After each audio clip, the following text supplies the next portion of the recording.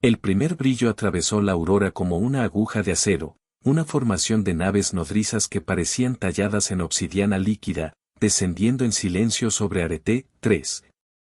Un planeta que los sensores de la Confederación de Reconocimiento registraron como virgen. Desde la distancia, en los primeros segundos de su llegada, el mundo parecía obedecer la etiqueta, archipiélagos flotantes en un cielo denso de nubes perla. Pilares de cristal que sostenían ciudades suspendidas como reliquias de una arquitectura olvidada, ríos de viento que cortaban la atmósfera en corrientes luminosas. No había señales de fauna masiva, ni radiación tecnológica evidente. Un planeta nuevo, útil, sin ataduras. Perfecto para reclamar. Los Karu, esa era la designación que las ondas automáticas dieron a los visitantes, cuerpos alargados cubiertos de placas perladas, membranas lumínicas entre sus articulaciones. Ojos compuestos que destilaban curiosidad y cálculo, tocaron la superficie con la certeza de colonizadores científicos. No iban a bombardear, vinieron a medir, a absorber, a registrar. Pronto desplegaron sondas que palparon las corrientes, que olfatearon microseñales electromagnéticas. La jerarquía de la flota hablaba de paciencia y de un proceso: estudiar, catalogar, asentar. Nadie, desde la distancia, pudo ver lo que el ojo humano ya sabía desde la primera centinela: Arete 3 no estaba deshabitado. Sus ciudades flotantes habían sido construidas por manos humanamente obstinadas, suspendidas por ingeniería de vanguardia y años de fe.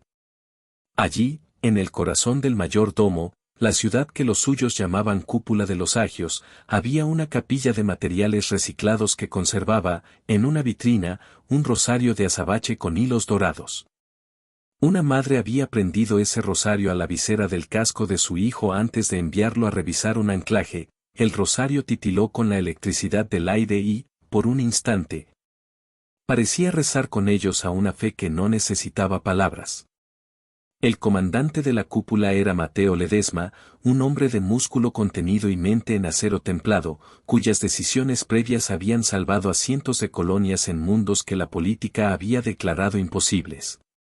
No había oropel en su mando. En su chaqueta pizarra con filamentos dorados llevaba una placa de juramento de acero. Una placa que había pasado por la explosión que les arrancó medio ancla central y que todavía guardaba la marca de esa noche. Mateo no creyó en milagros, pero creyó en la disciplina de los rituales y en la fuerza de una promesa. Su jerarquía, su tropa de pilotos y técnicos, vivía entre la lógica de la maquinaria y la devoción por la idea de un hogar. Esa dualidad era la clave: fe pragmática, devoción táctica. La primera transmisión de los Karu llegó como un trazado calculado: planeta apto. No priorizar colonización inmediata, biomasa baja, estructuras geológicas favorables.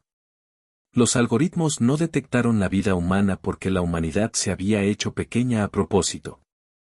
Sus firmas se escondían entre las corrientes de plasma, sus firmas térmicas eran intencionadamente fragmentadas, su energía dispersa en nódulos minúsculos. Arete 3 era un secreto técnico envuelto en oración. Y así, mientras los barcos alienígenas tomaban posiciones y desplegaban sondas, el líder de la defensa, Mateo, observó la llegada con la calma de quien conoce la geografía de la guerra. En la capilla, junto a la vitrina del rosario, una niña había dejado un dibujo: una ciudad anclada a pilastras como ramas, con líneas que parecían verdaderas oraciones. Mateo lo recogió, lo guardó en su cartera, y el papel se impregnó del olor a ozono y a metal calentado. Los colonos no gritaron. No se rindieron. Prepararon su silencio.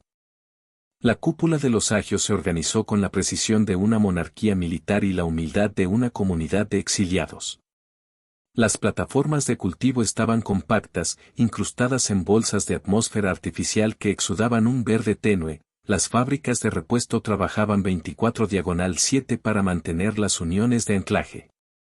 Los motores de sustentación, llamadas arterias, latían en sincronía. Cada familia tenía un puesto y cada puesto, una historia de pérdida y de juramento. En el salón de mando, mapas holográficos flotaban como constelaciones, rutas de vientos, corrientes electromagnéticas, ubicaciones de anclas y, oculto por capas encriptadas. Un plan que solo ocupaba las mentes de los más osados. Mateo había preparado un plan que combinaba tácticas antiguas con ingeniería improvisada. El corazón del esquema dependía de las sillis, pilares de concentración que calibraban la fuerza del esquivel, un fenómeno atmosférico que mantenía las ciudades suspendidas. Si se podía manipular la corriente del esquivel, se podía redirigir la energía almacenada hacia un punto de convergencia, un ancla que, al recibir una descarga controlada, emitiría una ventana EMP masiva y un pulso óptico capaz de cegar y desorientar la flota Karu. El precio era alto. Reconfigurar la Aegis implicaba sacrificar la integridad de varios anillos citadinos. A nivel práctico, algunas plataformas caerían. Pero la lógica era brutal y simple: si no se defendían, la flota establecería estaciones de terraformación que convertirían a Arete 3 en un nodo productivo para el Imperio Karu. La colonia moriría de maneras peores: desposeída, disgregada, convertida en recurso. El equipo de Mateo era una mezcla de veteranos mecánicos, pilotos de viento y religiosos laicos que administraban la moral. Valeria Sosa, jefe de ingeniería, hacía milagros con cinturones de fibras y cables. Había un niño, Joaquín, que aprendía a soldar antes de aprender a leer. Su casco llevaba el rosario, y en su bolsillo, la semilla cápsula de jade que su abuela había traído de la tierra, una reliquia simbólica. La promesa de volver a hacer crecer un mundo. Los Karu realizaron sondajes de rutina cerca de los anclajes menores, enviaron drones de análisis que se arrastraban por las venas de la atmósfera pero que no penetraron los escudos microductos humanos. Creían haber encontrado una red de vida fluida, no una especie pensante. Subestimación. El error nacía de la arrogancia de considerar lo nuevo sin mirar con ojos de carne. Los preparativos incluyeron trampas, redes iónicas que imitan nubes, trampas de plasma que laten como medusas, señuelos térmicos confeccionados con restos de paneles solares. Mateo los inspeccionó uno por uno, midiendo probabilidades con su mente como si fueran piezas de ajedrez. La devoción de la gente se manifestó en objetos humildes. En la Plaza de los Sellos colgaba una placa de juramento chamuscada, una bandera de metal que había ardido y se había alzado de nuevo. Los más viejos llevaban estampas de antiguas colonias, y los jóvenes enrollaban dibujos que prometían cielos colmados de árboles. Había risas, trabajos, un clamor silencioso por la normalidad. Y también había miedo verdadero, el tipo de miedo que se convierte en roca sólida cuando se mira a los ojos de un niño y se tiene que decir que hay que prepararlo para la noche.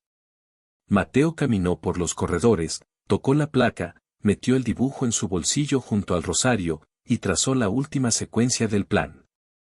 Sería necesario un sacrificio calculado, una rendición de territorios, una o varias vidas que empujarían el detonador físico cuando los sistemas automáticos fallaran. La ideología de la colonia no era la de evitar pérdidas, era la de convertir la pérdida en semilla. Los Karu avanzaron. Un ancestro transportador entró en órbita baja y lanzó una plataforma de reconocimiento que despejó una esfera de cristal y luz. Pareció un ojo en el cielo que escudriñó la superficie. En el puente de control, Mateo observó el eco de esa esfera en sus pantallas. Era el momento de decidir si la valentía sería estrategia o resignación. Para los colonos, la fe no era un dogma, sino un arnés. Los primeros contactos fueron microcruciales, drones interceptados, señales truncas, pérdidas pequeñas que anteceden a la tormenta. Los Karu enviaron a su representante etológico, una criatura alargada con voz sintética, la narración lo registró sin palabras, que colocó un emisor de terraformación en una meseta próxima. La humanidad respondió con silencios y con bombas de sujeción. La guerra, en su primera fase, fue de ingenio. Los jóvenes de Arete 3 se colgaron en remolques de viento, lanzaron cargas magnéticas que hicieron rebotar drones completos. Y las redes iónicas atrajeron a sondas que explotaron en cascadas de luz. Cada pérdida humana se pagaba con una pérdida alienígena, cada victoria era una herida. El punto de inflexión fue cuando un escuadrón Karu, más audaz, comenzó a desplegar nodos que alteraban la estructura de las corrientes del esquivuel en un radio amplio. La ciudad empezó a percibir vibraciones extrañas, un latido diferente que hacía resonar los cables de sustentación. Un anillo menor colapsó esa noche. Plataformas enteras se dieron y con ellas se llevó a decenas. La ciudad sufrió un desastre en cadena, gritos ahogados por la distancia, herramientas precipitadas al vacío, niños que despertaron en la noche sin encontrar su casa. Los Karu entendieron que Arete 3 no era un campo vacío, comprendieron la resistencia. La respuesta humana se volvió más arriesgada. Mateo aprobó la maniobra, atraer a la flota hacia el corredor de brumas, una garganta atmosférica cercada por pilares cargados, y allí, en el punto más estrecho, forzar la apertura de la Aegis hacia la calibración letal. Para lograrlo necesitaban acceso manual a las cámaras centrales, la sala del corazón, donde latía un reactor antiguo recuperado de la Tierra, conocido entre los colonos como el corazón de Arete. La reliquia podía amplificar un pulso, pero necesitaba sincronía humana, manos que cerraran circuitos cuando la automatización fallara. El corazón exigía fe por su fragilidad y la devoción por su historia. Los asaltos se sucedieron. Valeria lideró un equipo que penetró instalaciones satélite Karu para sembrar código que retrasaría la calibración enemiga. Los pilotos jóvenes lanzaron emboscadas en los vientos, usando el rosario y su promesa como talismanes. Las pérdidas crecieron. Joaquín desapareció en una caída cuando un remolque de cultivo fue arrancado por una ráfaga inusual. Encontraron su casco al amanecer con el rosario intacto. Un pequeño fragmento de esperanza en medio del desastre. Los Karu, por su parte, no eran monolitos. Una facción mostró inquietud por las pérdidas, muchos de sus ondas registraban comportamientos humanos que escapaban a su catálogo de patrones. Algunos de sus comandantes empezaron a plantear estrategias de contención en vez de colonización inmediata. Pero la estructura piramidal de su mando los empujó a desatar una demostración de fuerza, el despliegue de un manto de cambio, un domo de disipación que podía estabilizar las corrientes para establecer anclajes masivos. Si ese manto se asentaba, la ciudad humana dejaría de tener ventaja. El plan de Mateo, la maniobra final, exigía un gesto irreversible.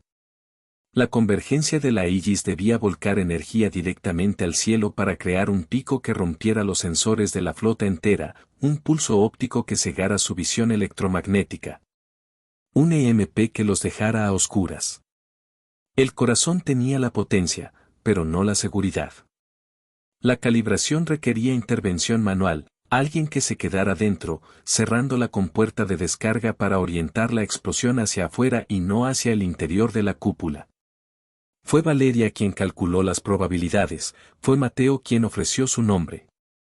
Pero en la cúpula, las decisiones se toman en asamblea silenciosa, muchos se ofrecieron, otros se negaron, y en el final, la decisión no fue de un individuo sino de la comunidad. La noche en que todo cambió, la aurora se oscureció. Las naves alienígenas formaron un anillo alrededor del corredor de brumas. Los colonos encendieron sus señales, no como ruego, sino como desafío. Las redes iónicas brillaron como telarañas. En la Plaza de los Sellos, la placa de juramento se agitó con la electricidad, su metal marcado por el fuego. La devoción humana tomó forma física. La semilla cápsula fue colocada en la cámara de salida del corazón, simbólicamente depositada como la esperanza que, aun en caso de derrota, algún día germinaría. La ejecución del plan fue una coreografía de fe y cálculo. Los Karu lanzaron su manto de cambio, sus nodos cerraron la garganta. El pulso humano tenía un margen de segundos. Mateo, Valeria y un grupo de operadores clavaron sus manos en la sala del corazón. Sus guantes chispearon. Los paneles se cubrieron de sudor y de ozono. En el puente superior, los pilotos abrieron un corredor de distracción, maniobras arriesgadas que atraían a las defensas Karu hacia el borde del corredor. Cada maniobra era un acto de voluntad que gritaba, la ciudad no se rendirá. El corazón arrancó. La calibración exigió que alguien permaneciera en la consola de cierre, y el algoritmo, en su fría humildad, mostró la alternativa: la automatización elegía preservar la estructura a cambio de no disparar. Mateo observó las opciones: salvar la cúpula en fragmentos, o sacrificar partes para garantizar la ceguera del enemigo. No había debate. Eligió el acto supremo de Defiance, orientó el circuito manualmente, anuló la seguridad automática y activó el sello. En su mano izquierda dejó el rosario, en la derecha, la placa de juramento. La detonación fue física y espiritual. La Aegis se desató en una columna de luz que mordió las nubes y se filtró al vacío, un rayo que no buscaba destruir la masa sino robar la mirada. Su estallido produjo un pulso que desplomó sensores, cortó membranas comunicativas y volvió ciegos a los ojos compuestos de los Karu. Las naves, tan seguras de su ciencia, se vieron obligadas a un vuelo errático. En el espacio inmediato, varias estaciones perdieron sincronía y comenzaron a caer como flores podridas. En la cúpula, las placas resonaron, las soldaduras se partieron y plataformas enteras se desplomaron hacia las profundidades de la atmósfera. Era una victoria con un precio no negociable. Mateo sintió la vibración del final en sus huesos. La pluma de su placa se partió en su pecho, su cuerpo quedó inmóvil cuando la compuerta cerró. Su último gesto fue un puño cerrado sobre el rosario, y la sensación de que la promesa había cumplido su ciclo. Valeria, cubierta de polvo y con el rostro marcado por la fatiga, vio la luz partir y supo que el sacrificio había funcionado. La flota Karu, sin guía sensorial, retrocedía en desorden. Algunos de sus transportes cayendo hacia el océano de nubes, otros rumbo a vectores de escape que denominaban deshonrosos. Pero la ceguera del enemigo no fue total. Unas pocas unidades Karu, rudas y adaptativas, lograron fijarse en reservas térmicas y comenzaron a bombardear posiciones clave para enlazar estaciones de terraformación que se activaron con protocolos de emergencia. La ciudad ya no estaba segura. Entre los escombros, los rostros humanos eran mármol de dolor. Joaquín no apareció. En su lugar dejaron ofrendas en la plaza, el casco con el rosario intacto, una semilla cápsula abierta como un signo de promesa rota. En los minutos posteriores al pulso, el silencio fue absoluto. Fue un silencio de cosmos, no de consuelo. Las naves que permanecían en control se alejaron en caos, otras se estrellaron. El corazón, herido en su centro, sufrió una fuga que Herrero Valerio catalogó como irreversible. Era necesario evacuar, no solo por seguridad sino para preservar lo que fuera salvable. Los más viejos, los que habían construido la cúpula con sus manos, tomaron las pocas cápsulas de evacuación que quedaban, llevando con ellos no solo material sino historias, juramentos y la semilla de la semilla. El sacrificio se cerró con el precio que siempre piden los dioses de la fe y del honor: cuerpos, hogares, amores. Fue un acto de defiance que alumbró la noche y la dejó en ruinas, fue un gesto de fe que convirtió la luna en testigo de un juramento cumplido. Cuando las luces de la guerra se apagaron, lo que quedó fue un paisaje modular de ruinas y de promesas. La cúpula no cayó por completo, pero quedó desmembrada, plataformas separadas, anclas quemadas, cables colgando como cuerdas de gargantilla en un cielo sin pulso. La sociedad humana se volvió nómada sobre las superficies remanentes, viajando en cápsulas improvisadas que recogían a los sobrevivientes como las manos de una madre. Los Karu, heridos en su orgullo, se retiraron con unidades enteras de su flota siniestradas. No todos marcharon, algunos dejaron sondas que observaron en silencio, registrando la resiliencia humana con una mezcla de cálculo y un algo que podría llamarse respetuoso asombro. Los escombros tenían historias. El casco de Joaquín, con su rosario aún atado, fue colocado en un altar improvisado en la Plaza de los Sellos. La placa de juramento chamuscada fue barnizada y elevada a la vista. De la semilla cápsula de jade, abierta por el calor, salió una fibra que se atascó en un jardín de microalgas. Los biólogos dijeron que era improbable que germinara. Pero los niños lo regaron con paciencia como quien respira sobre un trozo de vidrio y espera que aparezca una estrella. Las cosas pequeñas persistieron, un dibujo infantil pegado en la pared de un refugio, una muñeca de tela con manchas de aceite, el sonido de rezos cantados como si fueran fórmulas técnicas. La dinámica entre los humanos y los Karu cambió en formas no militares. Los registros que las ondas dejaron mostraban que los alienígenas estaban ahora obligados a reescribir su hoja de ruta. Algunos de ellos entraron en fase de estudio prolongado, observando rituales, midiendo reacciones, interrogando, con cámaras, los detalles del rosario en el casco de Joaquín. Los Karu eran científicos primero, y algún tipo de emoción primitiva, curiosidad o respeto, comenzó a filtrar sus decisiones. No hubo una rendición formal, hubo retirándose y repliegue. Fue la humanidad, con su sacrificio, quien dejó la última marca sobre el terreno. La reconstrucción no fue una reconstrucción de lo que fue.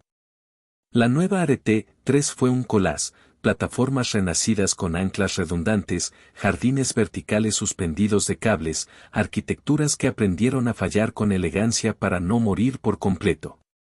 Se creó una nueva tradición entre los colonos. Cada año, durante el Día del Pulso, se colocaba en la plaza central una semilla cápsula como símbolo de la elección que se había hecho. No todos creían que la decisión había sido la correcta, las disputas existieron, las consignas políticas crecieron y se extinguieron. Pero la memoria quedó. En la periferia del sistema, los Karu redactaron informes que terminaron en 3 campos. Unos sostenían que la clase humana era peligrosa por su capacidad de sacrificio. Otros insistían en que los humanos eran una reliquia cultural interesante, los más realistas proponían evitar interacciones futuras que pudieran costar vidas.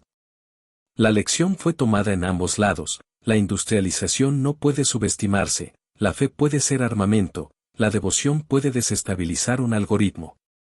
En los archivos de los Karu, la columna de luz del corazón pasó a ser llamada evento de ceguera, una entrada que los mandarines usarían años más tarde como un precedente para nuevos protocolos. Los sobrevivientes humanos, con los rostros marcados por la pérdida, crearon una cosmovisión que combinaba tecnología y devoción. Se escribieron himnos que narraban la maniobra, se tallaron placas que contaban la historia de Mateo, de Valeria, de Joaquín y de tantos otros. Se colocó la placa de juramento en un pedestal, no como recordatorio del dolor, sino como promesa. La humanidad no abandonaría sus mundos sin pelear por ellos. La naturaleza de su fe se transformó en praxis, la espiritualidad no como evasión, sino como disciplina que alimenta la logística de la resistencia. La semilla cápsula que sobrevivió, plantada en un lecho sintético, brotó meses después, lento y obstinado, una raíz que se abrió paso en el polvo. Entre las nubes, en la distancia, algunas ondas Karu frecuentaban la órbita como quien observa un monumento. Se contaban historias entre sí acerca de los humanos que miran hacia arriba y todavía creen en la promesa de las estrellas. Los niños de la nueva ARET crecieron con relatos que sonaban a mitología, el comandante que cerró la compuerta con un rosario en la mano, el trabajador que soldó hasta el final, la niña que dibujó la ciudad. Valeria envejeció y enseñó a nuevas generaciones cómo reparar un ancla sin romanticismos, con precisión matemática y con una oración susurrada por si las máquinas traicionan. La ironía divina residía en que la fe humana, esa cualidad impredecible que los modelos no incluían, había sido la única variable que cambió la ecuación. No fue la superioridad técnica ni la cantidad de recursos. Fue la convicción. En el sueño colectivo de ARET-3 quedó grabado que el futuro se construye con manos que saben tanto de soldadura como de plegaria. Los Karu guardaron registros visuales que, con los años, se difundieron en su civilización, planos de la cúpula antes y después, secuencias del pulso, imágenes del rosario en el casco de un niño. En alguna cámara estelar, un comandante alienígena reportó, vinieron por un planeta, pero encontraron a la fe humana encendida. Era la observación de quien perdió terreno ante algo que no supo cuantificar. Y cuando el humo se disipó, solo la fe seguía en pie.